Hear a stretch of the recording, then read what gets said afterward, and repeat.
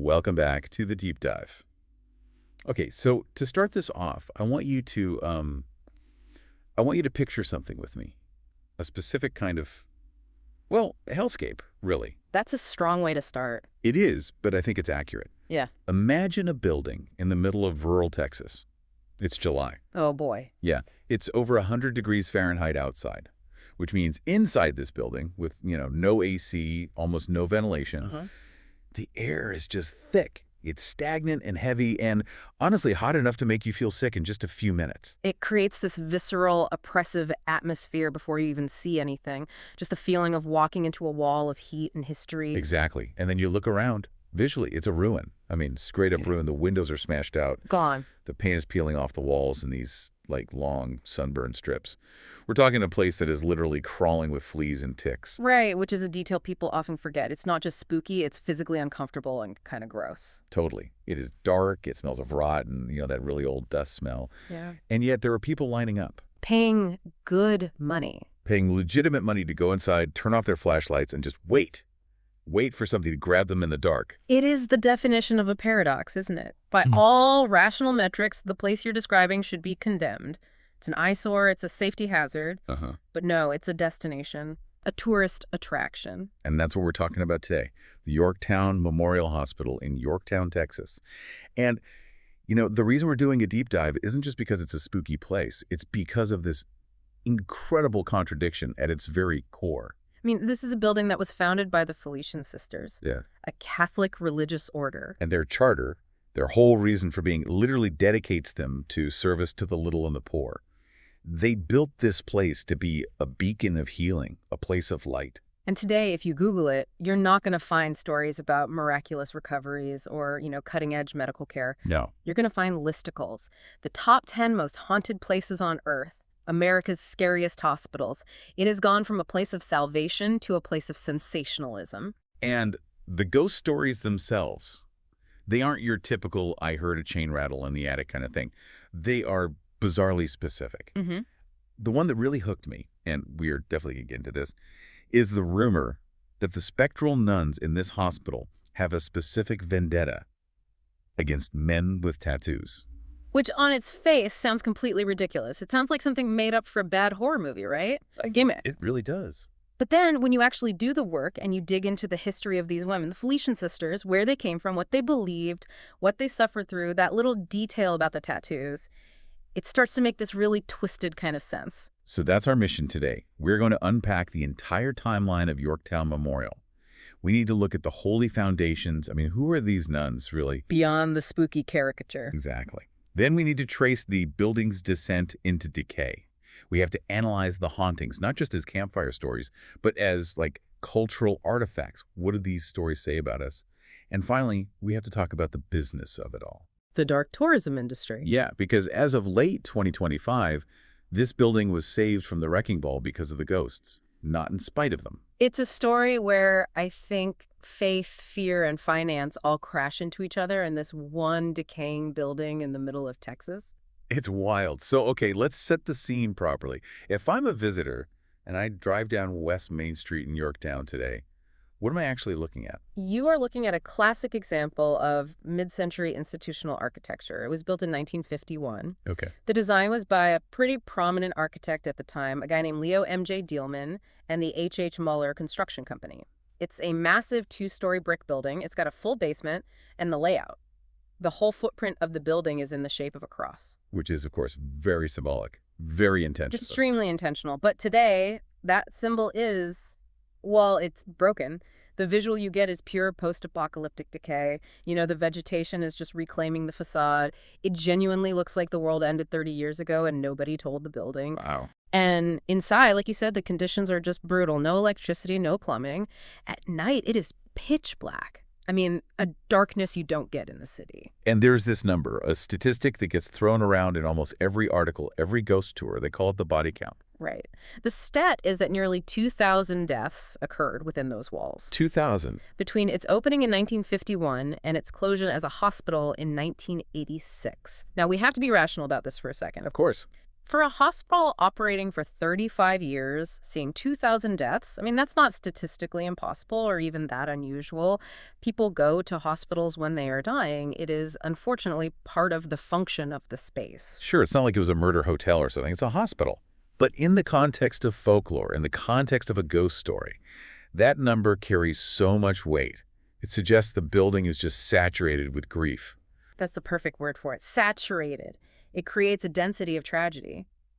If you believe in that paranormal theory of residual energy, the idea that strong emotions can imprint on a place, then 2,000 deaths provide a whole lot of ink for that printing press. But before we get to the ghosts, I really want to go way back. Yeah. Because the thing that surprised me the most in all this research was the actual history of the Felician sisters. It's incredible, isn't it? It really is. I think there's this tendency to look at ghost nuns as just these one-dimensional cartoon villains and habits. Mm-hmm. But the actual women who founded this order, they were incredibly tough. Tough is an understatement. If you want to understand the energy, for lack of a better word, of Yorktown, you have to go back to Warsaw, Poland in 1855. Right.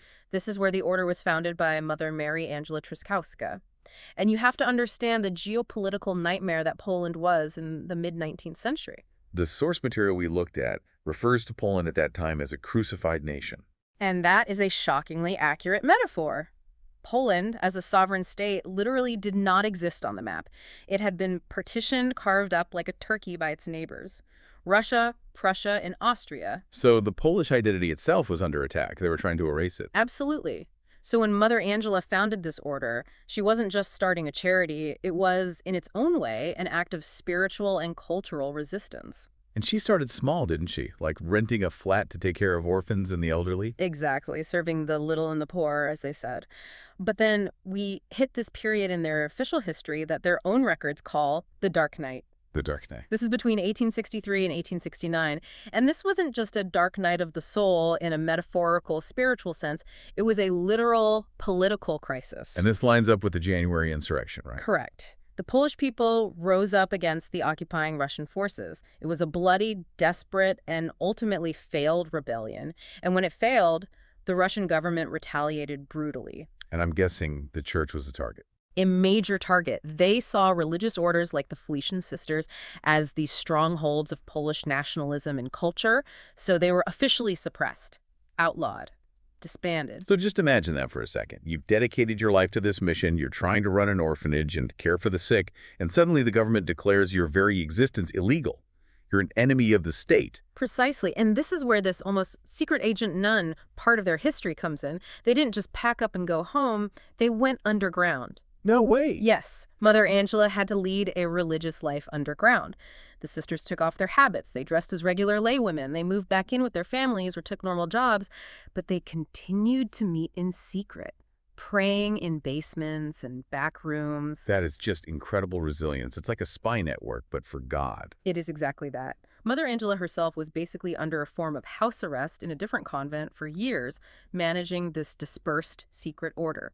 The source material says they had to rely entirely on their motto, which was, "God is my strength." And that context feels so important because it has to shape their identity. When they eventually get permission to expand to America first, to Wisconsin, then Detroit, and eventually Texas, they're not just bringing their faith, they're bringing that trauma and that steel with them. They were survivors through and through. They came to the U.S. specifically to help Polish immigrants who were facing their own struggles in a new land. So by the time this order arrives in Yorktown, Texas, to build a hospital in the late 1940s, you are dealing with a group of women who have survived suppression, war, displacement. They are rigid, they are disciplined, and they are deadly serious about their mission. Which brings us to 1951. They finally open Yorktown Memorial. And I saw in the notes, the funding for this wasn't just from bake sales and the collection plate. Ford Motor Company chipped in. They did, yeah. There was a significant donation from Ford, along with a huge push from the local community. It really shows you the ambition of the project. This was a big deal for the area. They wanted it to be a modern, state-of-the-art facility for the farming communities of Yorktown and Nordheim. And it was big, right? 30,000 square feet. A very large building for a town that size. But here's a little detail that I think provides some foreshadowing for the whole story. Right. It was never fully at capacity. Oh, really? It was too big for the town from the start. It seems so. The records suggest that even in its prime, there were always empty beds, empty wings. So even when it was a place of healing, brand new, shining, and clean, it likely had those long, silent, echoing hallways. It always had a little bit of a liminal space quality to it, an empty feeling. I think so. It was built with a grand vision that was maybe just a little too big for the reality of rural Texas healthcare at the time. So let's walk through the timeline of the decline. Yeah. Because a building doesn't go from beacon of hope to haunted horror show overnight. No, it's a slow slide, a death by 1,000 cuts. The hospital operated as a hospital from 1951 to 1986. That's a good run, 35 years? Yeah, that's not a failure. Not at all. But rural healthcare is a brutal business model. It always has been. Technologies change, regulations change, populations shift. And in 1986, a brand new, more modern facility opened up in the nearby town of Cuero. And that was a competition they couldn't beat. That was the death knell. Yorktown Memorial just couldn't compete. So in 86, it closed its doors as a general hospital. But it didn't stay empty. And this next chapter, you could call the rehab years. Yeah. This seems to be where the vibe of the place really shifts in the narrative. This is a critical period. From 1986 to 1992, the building was repurposed as a drug rehabilitation center. Which is a whole different kind of healing. Right. And a whole different kind of pain. A completely different kind of pain. And historically, this is a very difficult transition for any facility. You're moving from treating, broken legs and appendicitis acute medical care to treating addiction, which comes with deep psychological trauma and spiritual suffering. And you're usually doing it with a lot less funding and fewer staff than a hospital would have. Exactly. Rehab centers in that era were often under-resourced, and you have a patient population that is suffering intensely. People going through withdrawal, people dealing with demons both literal and figurative. The entire energy of the building shifts from healing to pure struggle. And it's during this specific 6-year period that some of the most persistent and, frankly, most tragic ghost stories seem to originate. This is where the modern lore really begins to form. The foundation of tragedy was already there from the hospital years, but the rehab era adds a layer of desperation and violence that really sticks. I found this great little anecdote from a writer for a local radio station, Kean 105. He remembered visiting the hospital way back in the mid-70s. So this is before the rehab center, back when the nuns were still running it. Exactly. He went to visit his aunt, his Tia Pyle, who was a patient there. And he said even then, as a little kid, the place just felt creepy. He actually asked his mom if he could just wait in the car. And that's so telling, isn't it? It validates the idea that the architecture itself plays a role. Those mid-century institutional buildings can be very sterile, very imposing. The long hallways, the smell of antiseptic, the weird fluorescent lighting, the silence. Right. It can be eerie even without any ghosts. But once you strip away the lights and the people and you let 3 decades of decay set in, that creepy baseline gets amplified 1,000 times over. Okay, so let's do it. Let's get into the stuff that pays the bills at Yorktown today. The hauntings. The main event. The lore here is so incredibly detailed, and I want to try and analyze it, not just, retell the spooky stories. Let's start at the top, literally, the top floor. The nuns of Yorktown. Specifically, let's talk about the tattoo curse. This is the most famous, the most branded part of the Yorktown haunting. The lore, as it's told on tours and online, states that the spirits of the nuns, particularly those residing on the top floor, which was their dormitory, do not like body art. Which is just such a specific grievance for a ghost to have. It's not, you're in my room, it's, I don't approve of your ink. It is so specific, and the reports are consistent. It's usually men with tattoos, and the stories almost always specify men who get scratched or poked or feel a choking sensation when they're on that top floor. And there was that one investigation, right? With the spirit box. Yes, this is a story that gets told a lot. A paranormal investigation team was up there, and they were using a spirit box. That's the device that rapidly scans radio frequencies, the idea being that spirits can use the white noise to form words. Okay. And allegedly, voices came through that clearly indicated the spirits wanted to hurt one of the men in the group, specifically because he was heavily tattooed. So, why? Is this just a random weird detail somebody made up? Or is there something more to it? I don't think it's random. I think if you connect it back to that history we just discussed, it makes a strange kind of cultural sense. Oh, so? Think about who these women were. They were conservative, traditional, Polish Catholic sisters whose worldview was forged in the 19th century. To them, the body was a temple of the Holy Spirit. Modifying it, especially with permanent ink, would have been seen as a desecration, a sin of vanity at best. So the haunting is essentially a continuation of their theology from beyond the grave. That's exactly how I see it. It's like their rigid, deeply held worldview is frozen in amber. They are still enforcing the rules of their order from the afterlife, and it turns the haunting from just a random scare into an interactive moral judgment. That is way more terrifying. It's one thing to see a ghost, it's another thing entirely to be physically scolded by one for your lifestyle choices. And the stories of the nuns don't stop there. Then you have the kitchen nun. Okay, what's her story? The story shifts the narrative from judgment to tragedy. The lore says that one of the nuns who worked in the hospital kitchen was being abused by a priest. Oh, wow. Yeah. The story says she didn't die in the hospital, but the trauma of what happened there was so severe that her spirit has returned to the scene of that suffering. People report feelings of intense sadness in the kitchen, and some claim to see a sorrowful, hazy figure. And this is a theme we see a lot in haunted locations that involve religious institutions, isn't it? Yeah. The subversion of the holy. Yeah. The corruption of a sacred space. It's the ultimate betrayal. You have these figures of authority priests, nuns, who are supposed to be protectors of the innocent. When the folklore turns them into abusers or victims, it creates this profound sense of unease. It fundamentally corrupts the sanctity of the space. And that corruption seems to continue right into the chapel. I was reading about the choir box. The choir loft, yeah. A classic spooky spot in any old church. There is a very specific report of a female voice coming through a spear box up there clear as day asking, "Can you find me?" Chilling. And apparently it was so clear and so direct that it caused an experienced paranormal investigator to immediately pack up and flee the building. I don't blame him. But the chapel is also interesting because of the props, the stage dressing, if you will. There is a coffin stationed right there under the altar. Sitting there, an actual coffin. An actual coffin. Now, the sources are very clear to note that it is there for effect. It's not original to the hospital. Right. But that's a crucial detail to remember as we talk about this. While the history is real and the experiences people have might be real, the current presentation of the hospital is partly theatrical. It's a set piece designed to enhance the mood. That's a good point. Okay, let's head down from the chapel and the nun's floor to the basement. Because in every good horror story, the worst things always happen in the basement. And at Yorktown, this seems to be where the history of the rehab center really bleeds through into the present day. The basement is described as the epicenter of the darker, more violent lore. And this is where we get the story of TJ. TJ the addict. A Yeah. very sad story. It really is.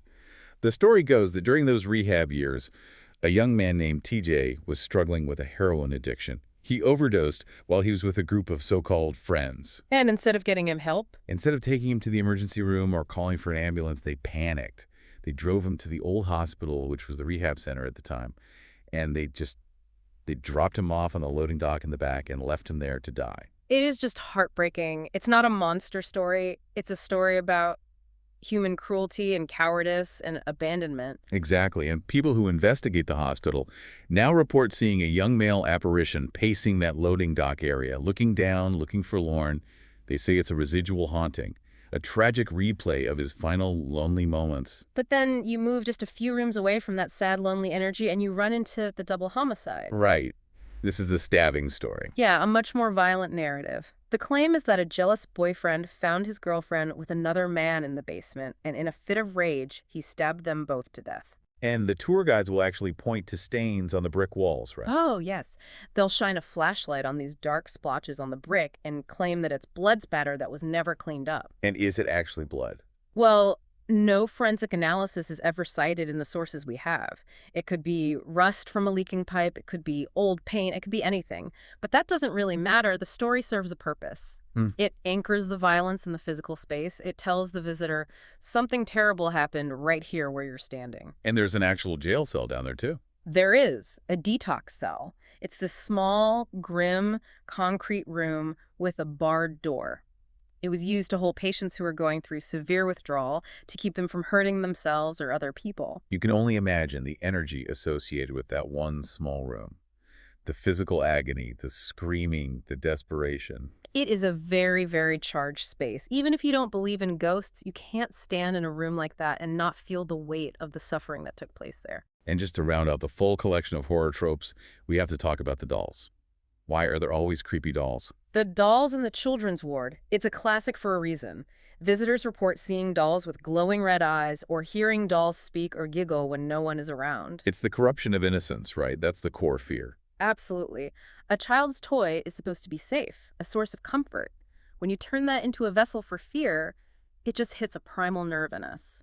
So, okay, let's recap. We have a building full of what are described as angry, judgmental nun ghosts, tragic addicts, a murder scene, creepy dolls, shadow figures darting across hallways, and organ music heard from a silent chapel. It's a paranormal buffet. It really is. And on top of all that, the building is physically falling apart. It's dangerous. By all logic, this place should have been bulldozed decades ago. And in November 2025, it almost was. It was right on the brink. The City of Yorktown City Council had a vote on their official agenda to demolish the structure. And from their perspective, you can totally understand why. It's a huge eyesore in their town. It's a massive liability. If some teenager breaks in and falls through a rotten floor, the city has a big problem on its hands. It's an attractive nuisance, in legal terms, and a dangerous one at that. But then, the plot twist. Enter the dark tourism industry. Enter Stephen Garza Guzman and Fred Garza Guzman. They are the owners of a company called Curious Twins Tours and Events. And they had been running ghost tours at the hospital for a while, just renting the space from the previous owner. But in July of 2025, they decided to go all in. They bought the building. They went from renting the haunted house to owning the deed. That's a big step. It's a huge commitment. And their motivation, from what they said in interviews, was interesting. They said, this was no longer just a haunted location we visited, it was ours. They saw themselves as preservationists. But they're also smart businessmen. They knew they couldn't just open the doors and let people wander around a death trap. No, the liability would be insane. So they set up this legal structure that honestly is kind of brilliant. They use a loophole. This is the SPIRIT thing. This is the SPIRIT thing. It's a fascinating workaround. So technically, the hospital is not open to the general public. You can't just walk up, buy a ticket, and go in like it's a museum. So how do you get in? To enter the building, you have to become a member of SPIRT. SPIRIT. Which stands for the Scientific Paranormal Investigative Research Institute of Texas. That is quite the acronym. That's fantastic. It's a mouthful, isn't it? But legally, it's very clever. It completely changes the relationship between you and the owners.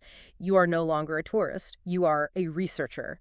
You are there to conduct an investigation. And I'm guessing that means you sign a whole lot of waivers. It allows for incredibly strict and comprehensive liability waivers. You are officially acknowledging that you are entering a hazardous environment for scientific research purposes. You assume all the risk. And they do seem to take the safety within those bounds seriously. There's one rule that keeps popping up in all the reviews and articles.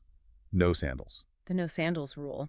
It sounds funny, but it makes perfect sense. The floors are covered in debris, broken glass, rusty metal from the fallen ceiling grid. If you show up in flip-flops, they will not let you in. Yeah. It's their way of emphasizing this is a real ruin, not a theme park haunted house. And they are monetizing every single inch of this macabre experience. Oh, they are. The revenue streams are pretty diverse. You have the guided tours, the overnight investigations, which, by the way, require a $200 security deposit, Wow. a gift shop that sells spiritual supplies like sage and crystals. But the one that really surprised me, the one that tells you everything about modern niche marketing, is that they rent it out for weddings. Stop. Who gets married in an abandoned, haunted hospital basement? People who want a very specific aesthetic. You know, the goth subculture, people who love the macabre. For them, the urban decay is a feature, not a bug. It's a backdrop for their romance. They rent it for music videos, too. That is wild. But the central irony here, the thing we keep coming back to, is that this business model, literally selling fear, is the only thing that's saving the history. That is the absolute crux of this entire story. In November 2025, when that demolition vote came up before the city council, it was ultimately tabled, indefinitely postponed. And why? Because the new owners could make a compelling economic argument. They could argue that they are bringing tourism dollars to the small town of Yorktown. People come for the ghost hunt, they stay in a local hotel, they eat at a local restaurant, and crucially, they are using the proceeds from the ghost tours to fund actual repairs. Roof repairs, security to keep vandals out. So the ghosts are literally paying the rent. The haunting is funding the preservation. In a very real and direct way, yes. The building's reputation as a place of horror is the only thing preserving the physical structure that was once built for healing. That is just a staggering irony. I mean, think about it. The Felician sisters built that hospital to serve God. They dedicated it to the Immaculate Heart of Mary. And now, the only reason it's still standing is because people want to come in and talk to what they believe are demons and lost souls in the dark. And that really brings us to the future of the site and the central tension of its existence now. The owners have launched a website, yorktownmemorialhospital.com, to centralize all the booking and information. They are trying to thread a very, very difficult needle. What do you mean? Well, they have stated publicly that they want to celebrate the legacy of the Felician sisters. They want to honor that history of resilience and service that we talked about at the beginning. Okay, that's admirable. But at the same time, their entire business model is based on selling the fear of the ghosts that allegedly haunt the sisters' former home. It's a very delicate balance. It's like saying, come learn about the holy history of these brave, pious women. And also, watch out, because their angry ghosts might scratch you if you have a tattoo. It creates this deep philosophical conflict. It raises profound questions about how we remember and interact with history. When you commodify a location based on its folklore, does the folklore eventually overwrite the historical reality? I keep thinking about that Magnificat document you shared from the Felician Sisters archives. They were literally singing a song of praise, the Magnificat, during their hardest times during that dark night of suppression back in Poland. A song of hope in the darkness. And now, in those same hallways where they probably prayed and sang, you have people holding up spirit boxes, listening for static and disembodied voices from the dead. There's a profound dissonance there. For the nuns, the building was a vessel of God's mercy. For the modern visitor, it's a vessel for thrill-seeking and fear. But maybe, and this is the uncomfortable part, maybe without the thrill seekers, the vessel wouldn't exist at all. It would just be a pile of bricks in a landfill right now. That is the uncomfortable truth of historic preservation in the modern era, isn't it?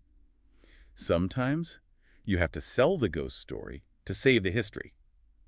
The question then becomes, does that haunted label truly preserve the memory of the Felician sisters, or does it just distort it into a dark caricature? It's a tough question with no easy answer. So here's the provocative thought I want to leave you with. If those Felician sisters, who believed in offering up their suffering for a higher purpose, could see their former home today, how would they view it? Would they see it as a desecration?